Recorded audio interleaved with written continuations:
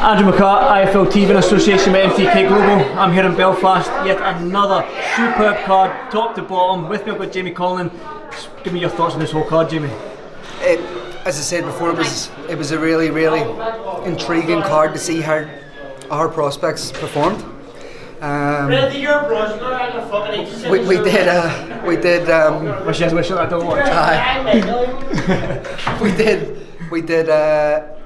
The undercard was good. It's all, we believe, local kids coming through, building their career. Dee Sullivan got back to winning ways. Roy Dalton with a second win. Colin Bradley with another win, getting better every time. Paddy McCrory in a nice sixth rounder before he steps up again and defends his title. Pierce O'Leary, who is one of Ireland's hottest prospects, I believe, just constantly looking good, looking better, improving. Really all action. Another four rounder because he's very young still, but he has time on his hands that others don't. I'm excited to see his progress. But our main portion of the card was stacked with intriguing fights for different reasons. You know, I think there was two crossroads fights potentially. Former world champion Lee Haskins against David Albert Joyce, both fighting with the career on the line. David had just lost in the golden contract, but I decided to move down to super bantamweight, and Lee Haskins is retired, come back. I don't know what actually age he is, but he's been there, done it. World titles, European titles, British titles. He's won everything that needed to be winning. Davey, I thought was brilliant. I thought he kicked the night off perfectly for our TV portion of the card, and he put in a performance that really I was happy to see, pleased to see, because I thought a banana skin potentially in Haskins, given stylistically. Haskins can be awkward, make a fight dull, just spoil a fight, but make you fight his kind of fight. And also could catch Davey on the way in. But I think Davey's settled nicely in the super bantamweight. Pete's made a right call to move him down. When you have a good coach like Pete Taylor and he makes these kind of judgments, you go, he must have a method to the madness. So that was a fantastic end, and it ended very well for us. Like it showed that Davey Albert Joyce at 122 is a force to be reckoned with potentially. Lewis Cracker against John Thane. We lived together in Marbella. It was hard to see him on the opposite end. He needed a fight. Lewis Cracker needed a fight and needed someone who I believe would have given rounds, brought him the 8-round distance and tested him. John fighting for his career on the line, another crossroads fight. Retired, semi-retired, then back. Had it all to do tonight. Lewis Cracker, we believe, is one of the hardest hitters in Ireland. And now his last 5 fights have been taking the distance, but that's stand him in good stead. That was valuable tonight. I think he proved that he needed mentally in his head that he's able to do the 8 rounds. What he needed to do is take that off. I think we get him probably another 8 rounder before a potential title fight in the summer. But I believe that them two, Davey and Lewis, came through their crossroad face with flying colours, and then Cully and Fitzy had no one could pick it here in Ireland. That being for an Irish title. We'll shut it down again. Both undefeated, both highly confident. Everyone was saying that Fitzy had the power. Cully had the technical ability and the boxing ability to keep it at range, but I don't think anyone realised that Gary Cully at 6'4", if he hits you on the end of the punch, that's freaky nature, isn't it? Freaky. And when he hits you feel hit. I think Drew McKenna was telling me during the week that I'm a light welterweight and I can barely get near him, and he's like 6 foot himself. Fitzy trying to get in just was coming in straight lines, and Gary picked him off down the middle and then just eventually got him. But I think Fitzy can come again. I think both of them took a big risk tonight, fighting each other so early in their careers and putting everything on the line. But both of them, I thought before it could come again, he'll take a lot of building process to get back to it. But he's a talent. 2 rounds it went tonight. It doesn't justify the talent that Joe Fitzpatrick has. He's come off silver medalist, isn't he? So come off silver medalist. He's been at the pinnacle of amateur boxing. He's had a tough going in the pro start career, but I believe if he gets a few fights back under his belt, he can. There's more fights out there for him. But Gary Cullen proved he's legit. He proved he's the real deal. Matching him steady with the journeyman, building him up tougher fights, and building, processing fights, getting in the rounds under his belt, but tonight was the first real test of his career, and he came through with flying colours. Same with Sean McComb. Real test in his career. Well done. Well done. Here, you know what?